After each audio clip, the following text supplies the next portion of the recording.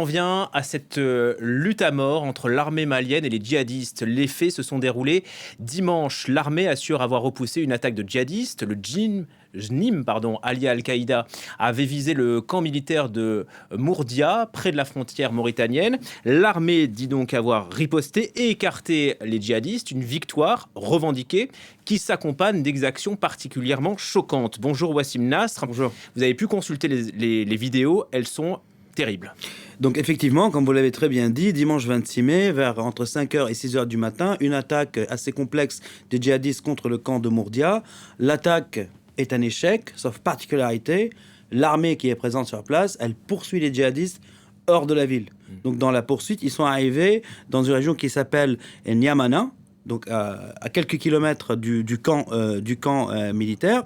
Et c'est dans cette zone-là que j'ai eu des images où on voyait à peu près une trentaine de corps donc, qu'on voyait à terre et qu'on va voir par ailleurs. On peut les voir, on peut écouter ce qui se dit. Même si elles sont floutées, bien sûr. Voilà, évidemment, on ne va pas vous montrer.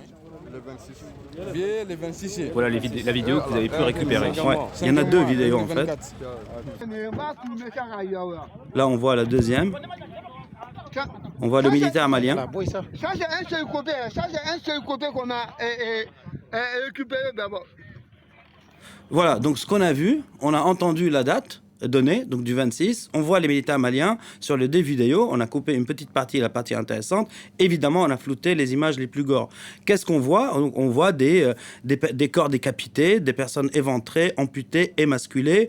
Donc des mutilations, en tout cas, qui ne sont pas habituelles, on va dire, par la main de l'armée malienne, mais qui sont par contre habituelles par la main de Wagner. Donc Wagner a fait ça au Mali et ailleurs, en Libye et en Syrie. Donc les premières images, quand elles sont arrivées, ça m'a été dit, parce que vous savez, les images arrivent de plusieurs sources.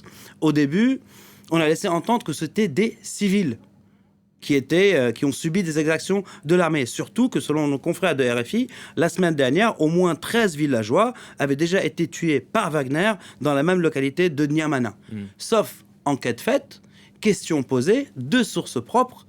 Donc les djihadistes du JNIM ont admis qu'ils étaient responsables de cette attaque sans la revendiquer. Jusqu'à l'heure, il n'y a pas de revendication parce que c'était une défaite. Et ils ont admis que les corps qu'on voyait étaient les corps de leurs combattants. Donc des djihadistes. Donc des djihadistes. Et ça m'a été dit très clairement par une source. Et utilisé une formulation en arabe. La guerre est sijal. Donc ce qui veut dire, c'est très habituel chez les djihadistes d'utiliser cette formule qui veut dire en gros, un jour tu perds, un jour tu gagnes. Donc à demi-mot, les djihadistes ont admis qu'ils étaient responsables et ont admis surtout leur défaite dans cette attaque de Mourdia qui n'a jamais été revendiquée. Donc une victoire de l'armée malienne, mais entachée de cette violence à outrance, même s'il s'agit de djihadistes. Le JNIM qui a multiplié les attaques contre l'armée malienne, surtout au mois de mai. Surtout au mois de mai, et on sait que depuis le début de l'année, il y a eu plus de 80 attaques par les mains d'Al-Qaïda au Mali, donc, et on va voir une carte sur laquelle on va voir les attaques les plus importantes pour le mois de mai.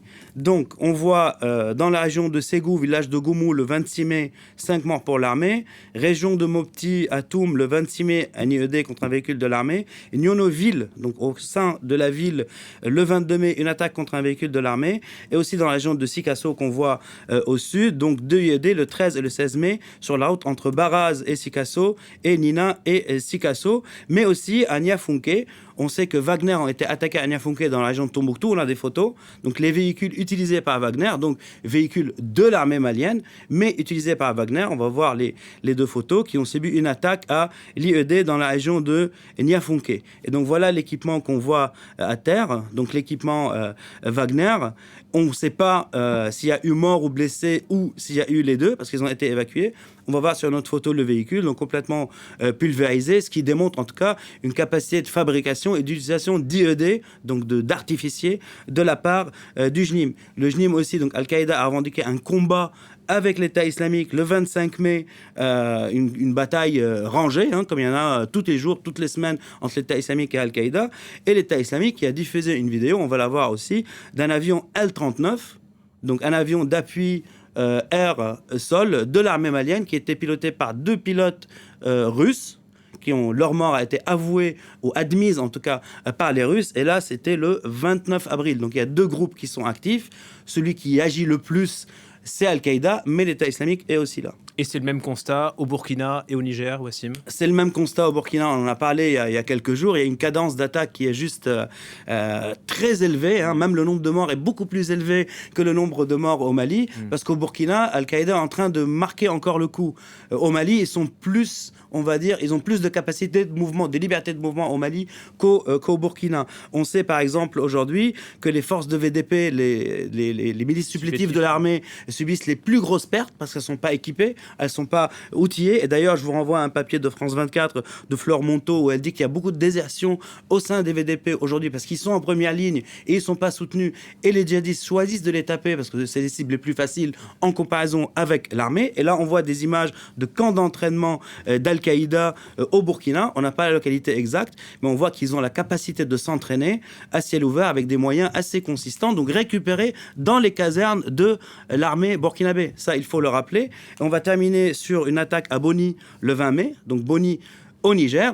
Ils ont attaqué une caserne assez importante, toujours Al-Qaïda, au Niger. Ils ont pu capturer un certain nombre de véhicules, de mitrailleuses lourdes, et ils ont même pris en otage plusieurs militaires nigériens qu'on a floutés, mais qu'on voit ici, blessés, pris en otage au Niger. Donc Al-Qaïda aujourd'hui agit sur ces 3 pays, de temps en temps au Togo et au Bénin, et tout l'effort entrepris, toute la violence à outrance entreprise par les juntes ne mène pas à des résultats positifs pour les civils et pour les habitants de ces zones. Et dernière chose intéressante à entendre dans cette vidéo, c'est que la personne qui parle, elle parle en langue mourée, donc c'est la langue des Mossi. Donc ils recrutent chez les Mossi au Burkina Faso. Ce n'est pas juste une histoire de Peuls, de Touaregs et d'Arabes désormais.